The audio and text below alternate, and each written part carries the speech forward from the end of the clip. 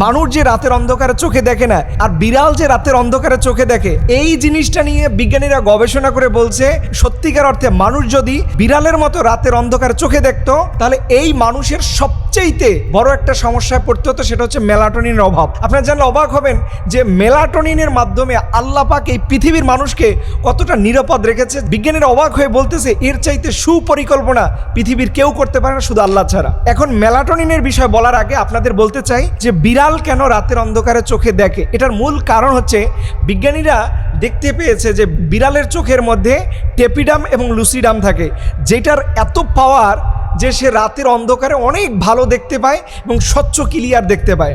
এবং 2 নাম্বার কারণ হচ্ছে বিড়ালের চোখের মধ্যে রড সেল নামের একটা কোষ আছে, এটা খুবই শক্তিশালী। মানুষ চোখে দেখতে পায় না, এর কারণ হচ্ছে টেপিডাম এবং লুসিডামের শক্তির যে সেলটা এটা মানুষের খুবই কম এবং রড সেলের পাওয়ার খুবই কম। এবং এই 2টা বেসিক সেলের কারণে মানুষ বিড়ালের মতো রাতে স্বচ্ছ চোখে দেখতে পারে না। দেখেন আল্লাহ পাক যদি সত্যিকার অর্থে মানুষকে বিড়ালের মতো পাওয়ার দিত তাহলে এই পৃথিবীতে আপনার সন্তান হতো না। অবাক হচ্ছেন? এবং আপনার ব্রেন কিছু ধরে রাখতে পারতো না। এটাই আসছে যে আপনার জানলে অবাক হবেন, মানুষকে যে রাতে চোখে দেখতে দেওয়া হয় নাই এটা আল্লাহ পাকের বিশেষ একটা রহমতের কারণ। ওই যে মেলাটোনিন, এই মেলাটোনিনের অভাব যদি আপনার শরীরে থাকে তাহলে পৃথিবীতে এত মানুষ জন্মগ্রহণ করতে পারতো না। এবং একটা গুরুত্বপূর্ণ কারণ হচ্ছে যে মানুষের মেজাজ এতটা রুক্ষ হতো, মানুষ সবসময় মানুষের উপর রাগান্বিত থাকতো, যেখানে ফ্যামিলি ম্যানেজমেন্ট করা ছিল মানুষের জীবনের সবচেয়ে বড় কঠিন। এই মেলাটোনিন উপাদান আল্লাহ পাক রাতে ঘুমের মধ্যে মানুষকে দান করে। আর যদি মানুষ না ঘুমাতো, বিড়ালের মতো সজাগ থাকতো, তাহলে এই সমস্যাটা পড়ে যেত, বারবার আপনি অসুস্থ হয়ে যেতেন। এই মেলাটোনিনের অভাবে আপনি বারবার অসুস্থ হয়ে যেতেন। এত সুস্থ রাখে এই মেলাটোনিন যে আপনার শরীরকে সবসময় এক্সট্রা বুস্ট করে রাখে, আপনি যে কোনো রোগের বিরুদ্ধে প্রতিরোধ করতে পারেন। দেখবেন মুরব্বীরা কিন্তু রাতে বেশি ঘুমাইতে পারে না, দাদা নানারা দেখবেন রাতের অন্ধকারে জেগে থাকে, যখন রাত 2টা বাজে বলে আমার ঘুম নাই। এই যে ঘুমায় না, এটার মূল কারণ হচ্ছে মেলাটোনিন তার শরীরের মধ্যে প্রভাব বিস্তার করতে পারে না।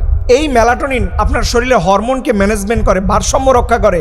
এবং দেখবেন যেই বাচ্চাদের মেলাটোনিনের অভাব বেশি থাকে তাদের ব্রেন শক্তি, স্মৃতিশক্তি আস্তে আস্তে করে দুর্বল হয়ে যায়। আমি অবাক হলাম কোরআনের ওই আয়াতটা পড়ে, ওয়াজআলনা লাইলা লিবাসা, আমি আল্লাহ পাক রাতকে আরামদায়ক করে দিয়েছি মানুষ যেন ঘুমাতে পারে। এবং সূরা নাহালের 88 নম্বর আয়াতের দিকে আসছে যে আল্লাহ পাক বিড়াল এবং মানুষের যে এই যে সুবিস্তার সুচারুভাবে যে এটা সৃষ্টি করা, যে আল্লাহ পাক এত সুন্দর করে মানুষকে যে সৃষ্টি করেছে, এটা যদি আল্লাহ এত সুন্দর করে না করতো তাহলে পৃথিবীর মানুষ এই যে আমরা বেঁচে আছি বেঁচে থাকতে পারতাম না। আল্লাহ পাকের কাছে আমরা এবং নবী সাল্লাল্লাহু আলাইহি সাল্লাম এই রাতের অন্ধকারে পুরোটা সময় ঘুমিয়ে থাকতেন না, তিনি রাতের অন্ধকারে উঠে তাহাজ্জুদে নামাজ পড়তেন। আসুন আমরা নিয়মিত করে তাহাজ্জুদে নামাজ পড়ি এবং আগে ভাগে ঘুমাই। বিশেষ করে নবীর সুন্নাহ হচ্ছে এশার পরে নবী ঘুমিয়ে যেতেন। আল্লাহ পাক আমাদের আমলগুলো করা তৌফিক দান করে সকলে আমিন।